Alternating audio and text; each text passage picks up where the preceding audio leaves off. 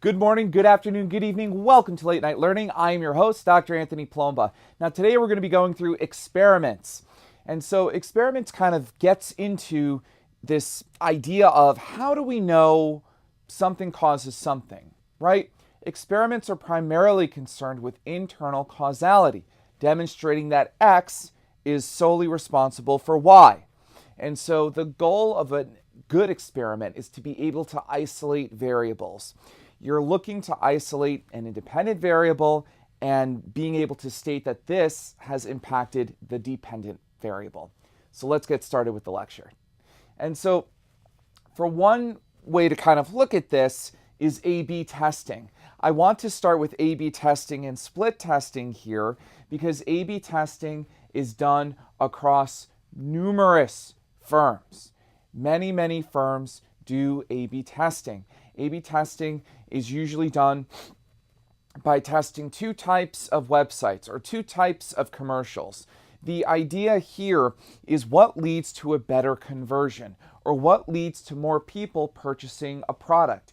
Is it commercial A for Starbucks that features people drinking Starbucks coffee and talking about their experiences, or commercial B for Starbucks, which is the CEO, Howard Schultz, talking about why and how he started the Starbucks franchise? Which commercial leads to a better conversion rate? So A-B testing gets into that. It looks at which commercial is better, which website is better.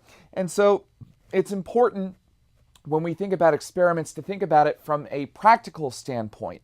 And so many of you who may be going into industry may be doing this kind of experimentation. You may also be testing out PR campaigns, commercials, advertisements, different kinds of website designs. Should we have design A for the ESPN website or design B for the ESPN website? And so if we really think about A-B testing, it allows us to see how a change in some sort of message or platform can result in different consumption behavior from people. Let's move along here.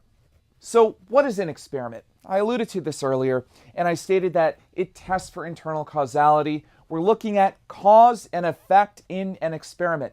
Does X impact Y?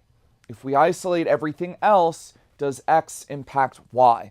So we may be stepping into a laboratory, and we may say to ourselves, well, if we give people crackers, and if we give people two types of crackers, one that is Cool Ranch flavored and one that is jalapeno flavored, and then we ask them about their perceptions of Triscuit crackers, does the flavor of the cracker directly impact brand loyalty toward the Triscuit cracker?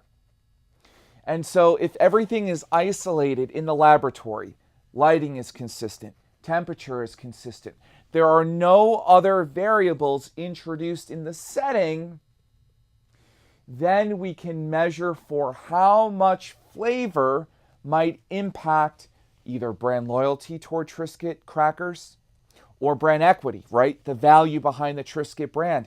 The group that had the Cool Ranch Triscuit crackers felt that the Triscuit brand was higher valued than those who had the jalapeno popper flavored Triscuit crackers.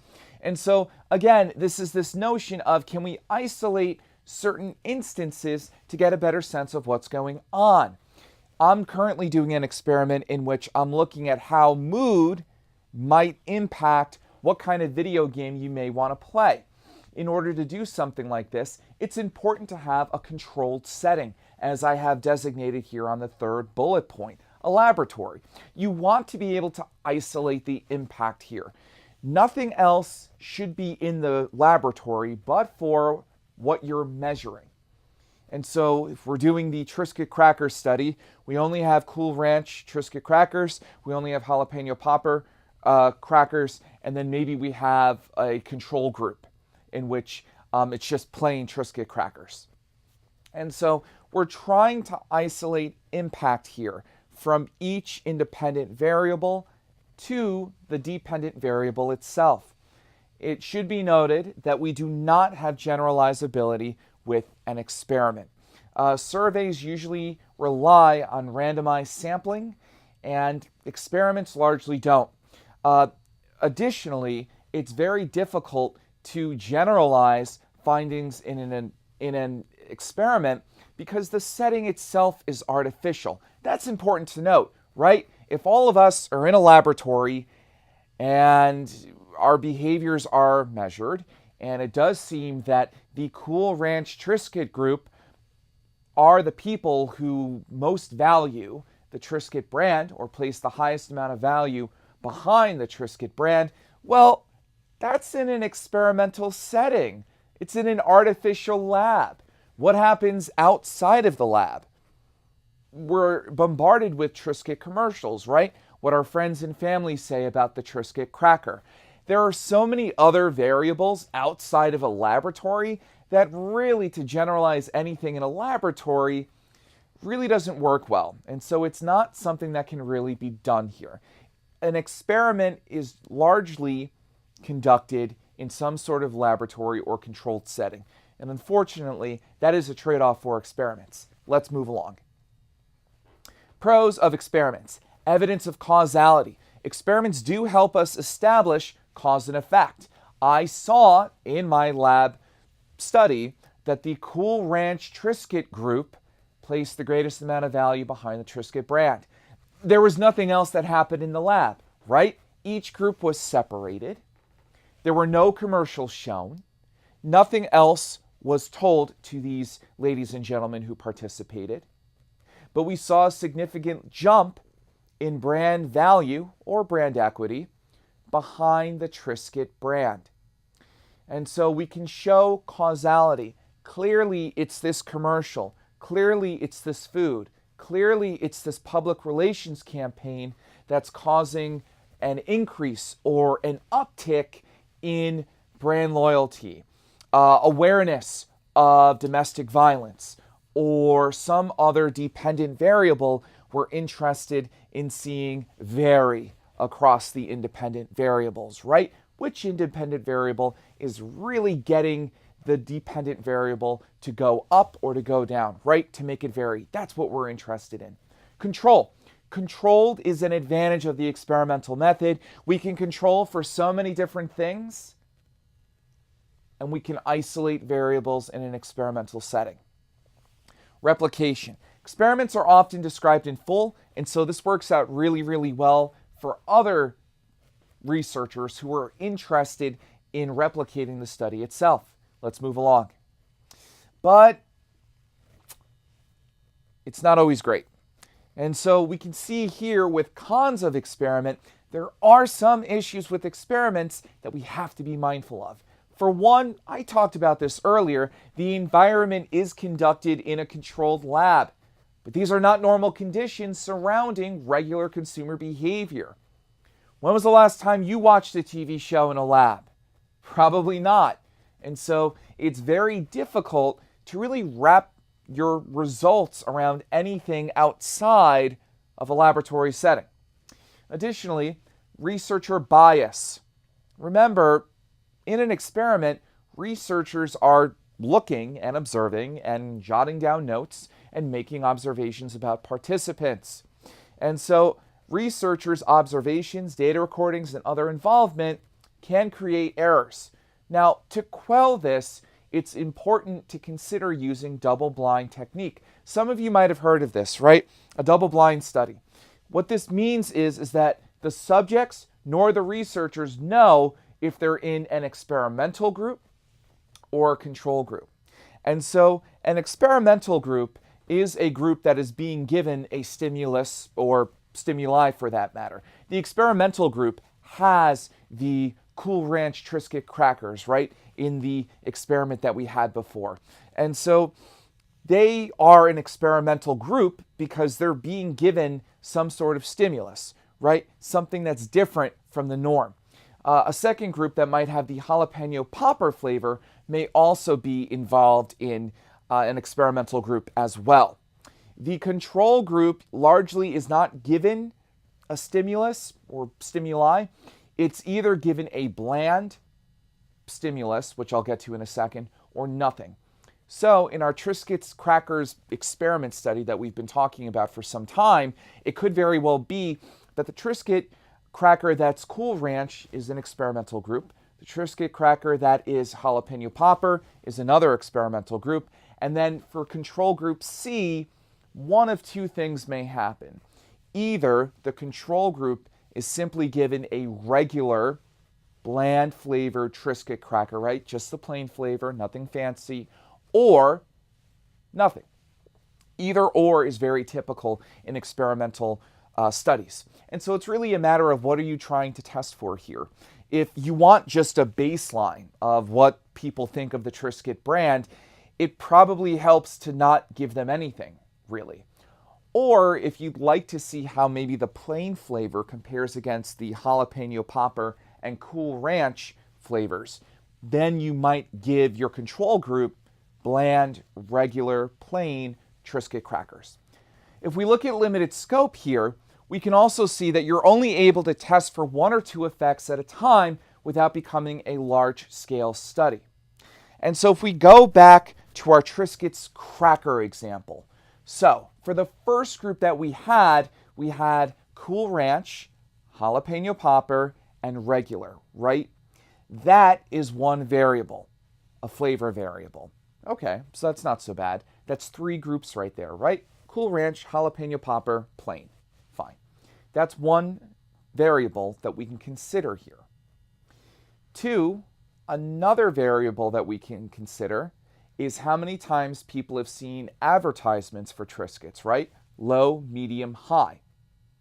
Three, we can also consider how many times people purchase Triscuit crackers, low, medium, high. And we'd have to designate what low, medium, high means there.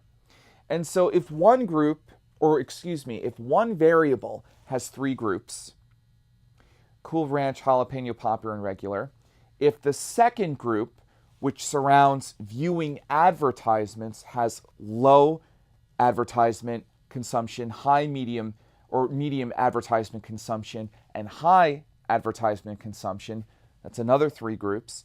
And then if we also look at the amount of times people have purchased Triscuit crackers, low sales or low purchases, medium purchases, and high purchases, well, how many groups do we have there in total for the experiment? Well, 3 times 3 times 3 is 27. If you couldn't figure it out, we'll keep it a secret between ourselves. And so you have to create then to take into account those three variables with three groups each, 27 groups, right? Because you may have a Cool Ranch group, right? A Cool Ranch group who doesn't really watch advertisements and doesn't really purchase Triscuit crackers. Then you have a Cool Ranch group who medium purchases Triscuit crackers and medium watches Triscuit crackers advertisements. Does everybody follow with that? And so very, very quickly, because you want to control for these variables, you're going to wind up having to split people into all of these groups. And as you can imagine, you're probably going to want at least 20, 25 people in each group. 20 times 27 is just about 500 to 600. And so that's a lot of participants to be mindful of as you're moving along here. And so we are limited in what we can test here in experiments. And that's important to note as we get involved further in experiments. Let's move along. So who cares? After all of that, you may be thinking to yourself, who cares about any of this? Trust me, I get it. Experiments, though, are really useful in testing products and services. They're optimal place for products to be on shelves. That's been tested. There's a lot of market literature that has looked at where products are placed on aisles. They've done experiments in which packaging, size, color, word font, all of those elements have been tested to grab people's attention and to see where eyeballs go. Where do consumers first look on a label? If you think of a Pop-Tart, or if you think of Oreos, or if you think of pea snaps or carrots or meat or other products and labels that we see in the grocery aisle, those labels likely have been tested with consumers. Did you like the big bold font of Pop-Tarts? Or would you rather see the label shrunk so we can see more of the Pop-Tart on the cover? Either way, it's a way in which for us to get a sense of what really spurs consumers to make a purchase, right? To have their eyes caught by some sort of fancy packaging or coloring or font. So they're regularly used, experiments that is, to test public relations communication, advertising communication, and traditional commercials. The goal here is to seek appeal and lift in sales. What is the lift in sales if I broadcast the Starbucks A commercial in which it's just people drinking coffee and talking about their experiences? Or is there more of a lift if I bring in Howard Schultz, the CEO, to kind of talk about his background in forging Starbucks ahead? Which commercial resonates more with people? What's going to get people to buy more Starbucks? And so it's really, really crucial to get a sense of how important experiments are, particularly for those of you who are going into advertising, public relations, and any other kind of marketing-related fields. Let's move along. The design of an experiment. You'll have control groups and you'll have experimental groups. We talked about this earlier. The control group does not consume or engage with the stimuli. And so, like I said, usually the control group will not be given that Triscuit cracker. They usually will just be asked to answer questions about Triscuit crackers, right? They won't be given the Triscuit cracker and then answer questions. They'll just answer questions. It allows us to have a baseline. What do people generally feel about the Triscuit cracker brand without being given anything? What do they feel? What do they think? Control groups are very, very valuable because they give us a baseline, just to know where people sit without consuming or engaging with the stimuli or stimulus. The experimental group, the name is in it, they consume or engage with the stimulus or stimuli. If you're in an experimental group, you are being given that Triscuit cracker that's flavored with Cool Ranch or jalapeno popper flavored.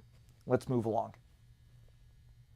So when we're dealing with designing an experiment, you really do want to be careful about selecting the setting, and you want to be mindful that everything is controlled, right? So most experimental labs on college campuses, and I'm lucky to be working at St. John's University, where we have labs, they're usually in a very, for lack of a better term, they're usually in the basements of buildings, and it's done on purpose, right? It's not to say that experiments aren't important, far from it. Experimental labs on campuses are usually placed in a corner of a building or someplace that's kind of off the beaten path a little bit, because again, you're trying to create this kind of controlled environment.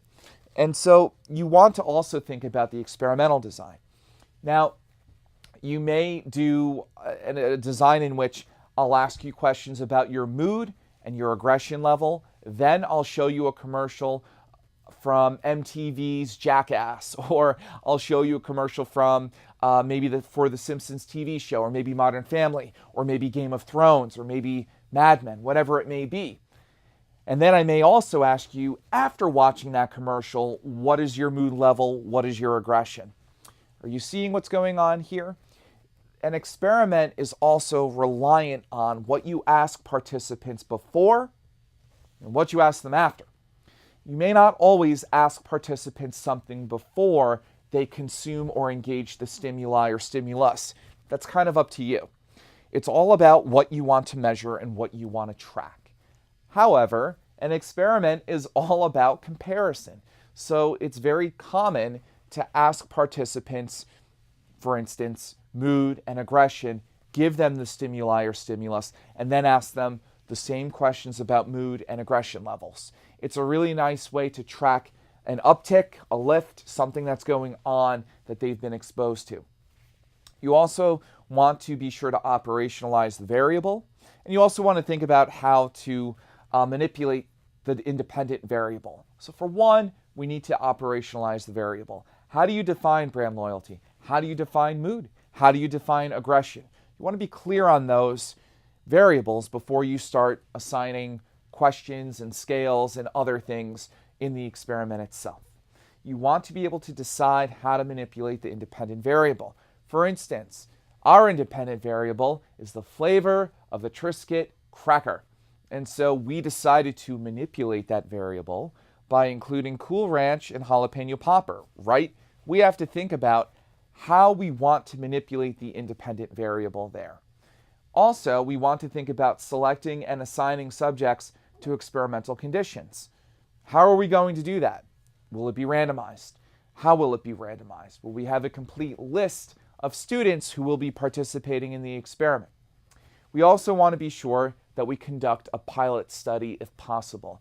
Pilot study is going to let us know if there's something here. Currently, I am working on a pilot study surrounding a video game experiment I'm hoping to conduct. And so right now, I'm working on a survey to kind of pilot test commercials to see if there's some sort of lift or uptick with participants' mood, aggression, and perceptions of brand equity of NFL teams. And so it's a really, really important phase in really any kind of good research study. You should always pilot test things because you want to know if it's going to work. A pilot test is kind of a practice run, if you will. Let's see if there's something here, and then we'll invest more money or more time into the study itself. Let's move along. Controlled atmosphere. If possible, experiments work best in a laboratory. They really do. I know that there are a lot of experiments now that are online, and they're on, online websites, and there are a whole host of different ways that companies and firms are doing A/B testing, because after all, you can have more people complete anything at their homes than rather in a lab. But really the point of an experiment is to attempt to control for all other external variables, including setting, temperature, and lighting. Since it's difficult to manipulate people, for instance, you can't change someone's biological sex, their race and ethnicity, and other elements, researchers try to find people with similar backgrounds, tastes, preferences, and group them together based on the objectives of the experiment. And so the goal for any good experimentalist is, as best as they can, to have the same amount of women, males, African Americans, Asian Americans in each group. Doesn't always happen, but to the best of their abilities, that is the goal. They want to be sure that they control for all of those backgrounds, right? If the Cool Ranch group that we have had so many females, let's say 50, and it only had 10 males, but the Jalapeno Popper group had 50 males and 10 females, I mean, sure, maybe the Cool Ranch flavor was the reason for why more people placed a higher level of value on the Triscuit brand itself, but I don't know. There were a lot of women in that group. Could that have something to do with the uplift or uptick in perceived brand equity or value behind the brand? Well, yeah, it's possible. And so you want to make sure you control for all of these things. We have too many African Americans or Hispanic Americans or heterosexuals or even homosexuals in one group.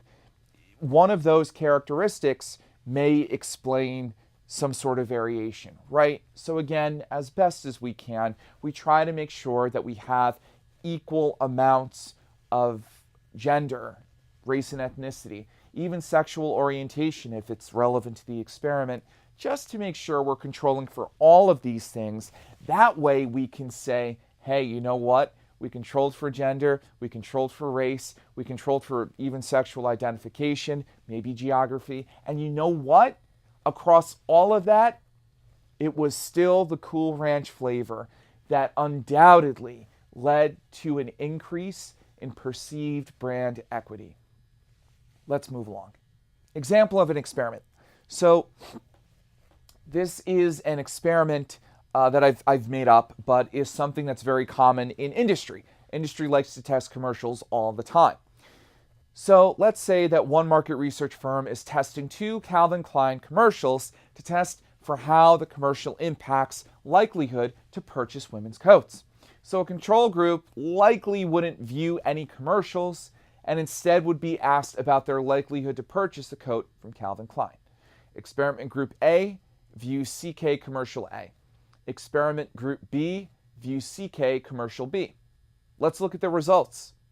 So I'm going to stay on this chart because there's a lot going on here, and I just want to illustrate a few things for you, ladies and gentlemen. So up top, and this is a good habit to get into, up top is where you will find the finding. And so up top is the finding here. And so you'll see here for control, group A, 35% were likely to purchase coats, which is pretty good, right? Our control group, remember, didn't see any Calvin Klein commercials, and already 35% of them are gung-ho for it. Yeah, totally buy one. Okay. If we look at the second column here, CK commercial A, group B, oh, there was a bit of an uptick, wasn't there? 45%. That's pretty significant.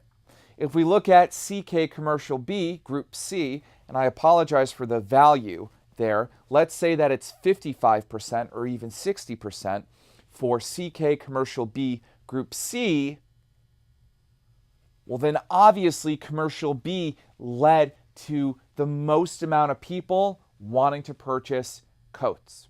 If we look up top to the first line on the slide, this is our finding.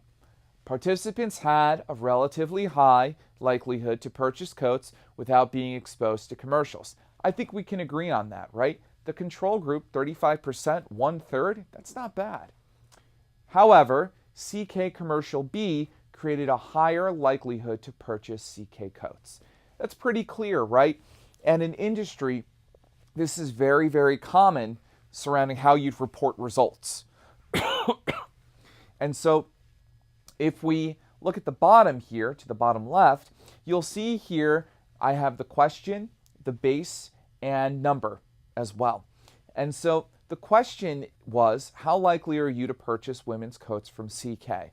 It's always important in industry to list the question that you asked people, because an executive may ask, well, what did you ask? What did you subject participants to? What did you ask them to think, reflect upon to have these results, right? We just want to make sure that anybody who looks at this slide can understand it from the beginning to the end.